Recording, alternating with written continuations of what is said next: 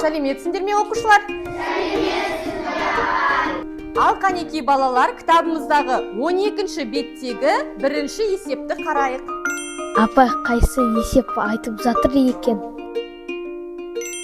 Ал мен бәрібір алыстан көрмеймін ғой. Қажақ, мына кішкентай кітапты мына орнынан қалай көрем? Сіздер де әлі кітаппен сабақ беріп жатырсыз ба? Олай болса, сіздердің жұмыстарыңызды жеңілдететін керемет платформа жайында айта кетейін. Топ IQ платформасы бұл оқушыларға және мұғалімдерге арналған заманауи цифрлық білім беру жүйесі. Платформада барлық пәндер бойынша электрондық оқулықтар, бейне және интерактивті тапсырмалар бар. Топ IQ платформасын қолданғалы менің сыныбымның білім сапасы бұрынғыға қарағанда 8%-ға өсті. Себебі оқу процесі жеңіл әрі қызықты өтуде. Платформада оқулықтардан басқа әртүрлі әдеби шығармаларды да тауып оқуға болады. Маған топ IQ платформасы ұнайды.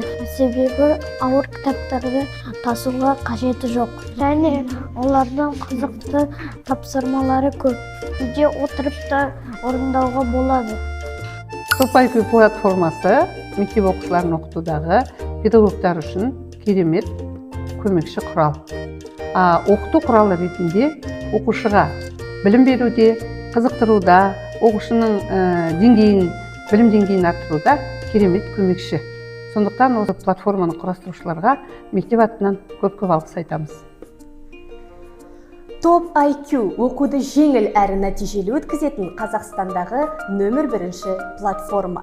Барлықтарыңызға қолдануға кеңес беремін.